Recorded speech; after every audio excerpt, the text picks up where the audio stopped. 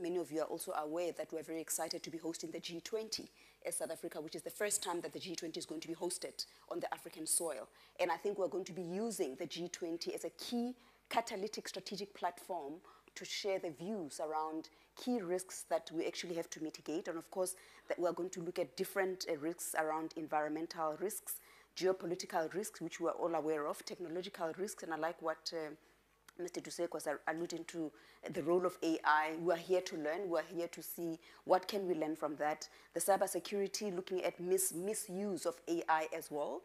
Of course, there are lots of positives around that, but also we need to understand what is the misuse and the consequences of that, what it means for our labor, right? Because there are lots of insecurities around that.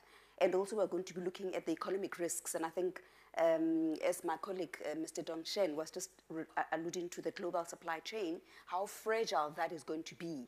So we're interested to obviously hear different perspectives around the fragility of that. And for us in South Africa specifically, this fragility of the global supply chain, it actually matters more around our energy transition journey. Because when we look at the journey that we're on, where we're looking at grid transmission and development, we're actually embarking on a big project, 14,000-kilometer line. We have to order components. What does that mean, right? We're also here to discuss the societal risks, the misinformation and lack of trust. I mean, obviously looking at where we are globally, geopolitically, there's erosion of trust in the institutions and misinformation. What does that really mean? But I think most importantly, inclusion for us matters, right? We're a very diverse economy, South Africa, very resilient as a nation, of course, based on our history. I think what we are going to also be sharing from a South African perspective, on the tourism side, it has been booming. We've seen an upward trajectory in the tourism space. And we've, at least in 2024, we've managed to yield good results, 90 billion rands. And we've actually surpassed, tourism statistics have surpassed even before COVID.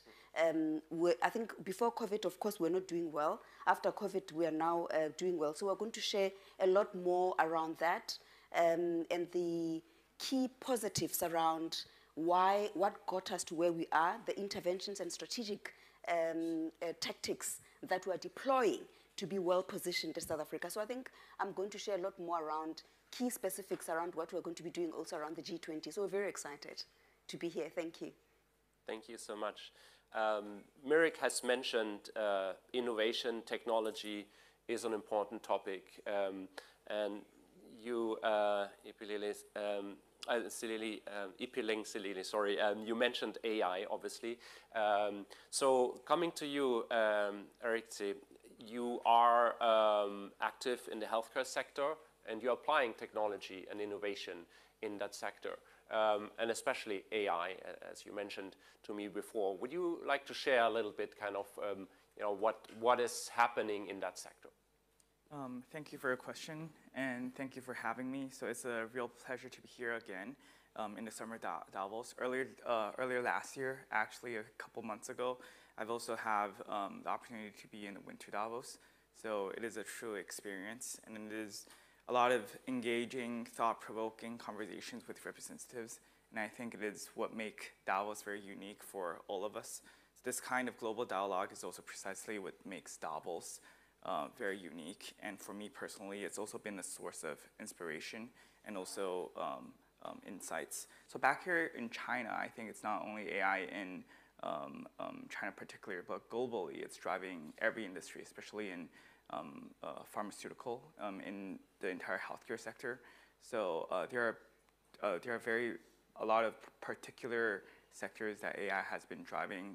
For example, drug discovery within organization management, for more precision decisions based on data research, based on more AI analysis. So we're living in a moment where traditional economy models are really facing headwinds globally. So right now, the key aspect is really managing speed and incorporating, so enhancing efficiency within your industry. So I think that will become a real barrier to new incomers, as well as to build your particular competition among your peers. And also, AI is a new energy and digital infrastructure. In China, through our own innovation model, we actually drove our growth through using AI as a model within our organization. For example, not only in management decisions, but also earlier drug discovery within the clinical trials, as well as through, let's say, procurement, big data source. All of these enhance, increasingly drive us both our sales revenue as well as margin. So this week I'll be speaking on topics including how AI is transforming drug discovery and a broader rise of China's bioeconomy. So how it advances right now is really astonishing. And then as one of China's leading biopharma companies, so we've been among the first to embrace AI within our organization. Right now we're using AI to make drug discovery more targeted, transforming from needle in a haystack guesswork in precision science. And then we're applying AI across the clinical trial process to boost speed and efficiency. So beyond just our company, actually, we believe AI can help the entire industry and region to move faster. So we are also proposing working to establish an Asia-Pacific Clinical Recognition Alliance. So this is a framework where trusted institutions and interoperable systems can really enable mutual recognitions on clinical data across borders. So this will allow patients to actually benefit from innovations within zero delay. So wherever within this alliance, where the drug is discovered or where clinical trials are presented, patients can directly enroll into these trials and to get the newest drug. And then also another key theme is bioeconomy. So today, biotech is a focal point of global competition. China recently has a lot of out-licenses as well, and it's catching quickly in many areas of biomanufacturing. So back in 2022, Chinese government actually has a strategy for developing the entire bioeconomy. And since then, policies from both central and local governments have supported the rapid growth as well. So that's why there's a lot of funds moving around this area as well.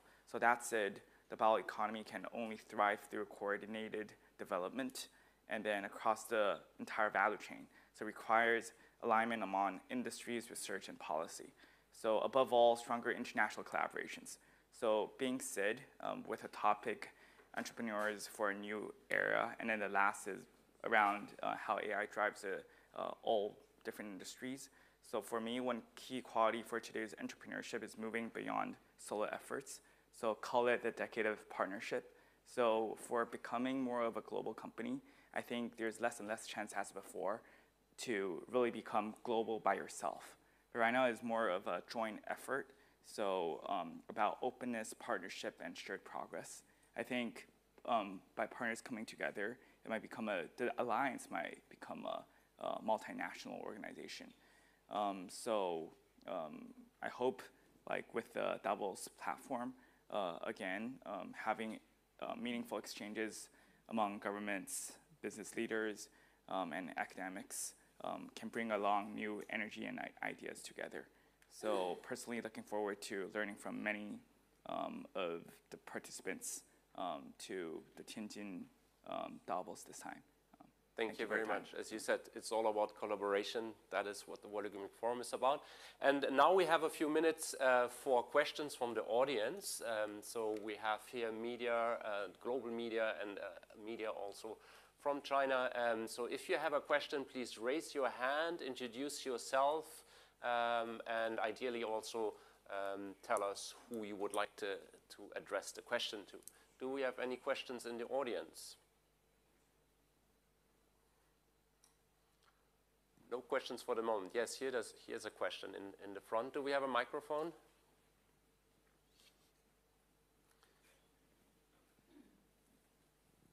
I'm from the Xinhua News Agency. This is questions from the Li Dongsheng. In your express, what's your view about the entrepreneurs in the Chinese enterprise into the world, and how to change the world?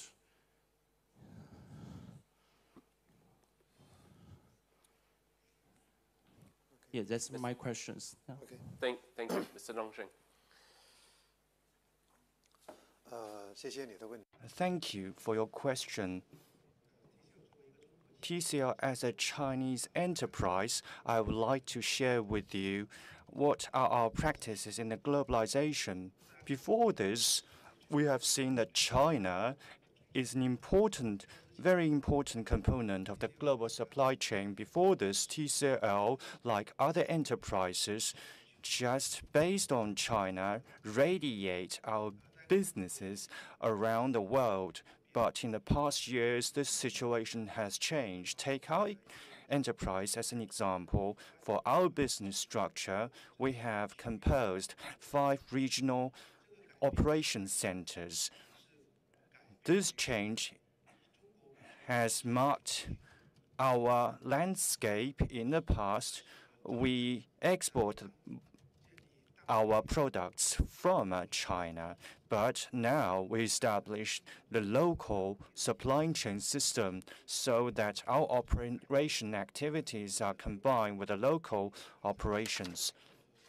In this way, we have found more opportunities for our businesses. In this way, our businesses may have direct contribution to the local economic and social development. In the past decade, TCL's growth mainly comes from the overseas business. For the overseas business, the products from overseas are mainly from the local production and manufacturing. We manufacture and produce locally, and the consumers consume locally.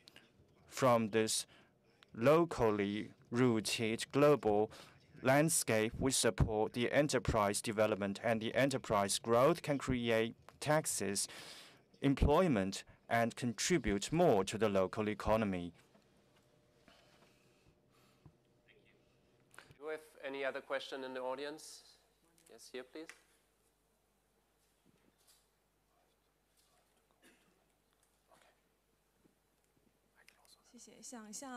I would like to ask Mr. Li Dongsheng, I'm with papers. I have 2 questions. In February, TCL has officially become the Olympic global partner. I would like to, what are the objectives by sponsoring Olympics? The second question, you stressed that from the past you exported the products and capabilities, and for the tariff imposed by Trump around the world, well, how will you deal with the situation and with your supply chain? This year, we become the partner of Olympic Games. We want to utilize the platform of Olympic Games so as to improve the influence of our brand so that more consumers may learn about our enterprise and our brand. And through the platform of the Olympic Games, we can accelerate the global business development.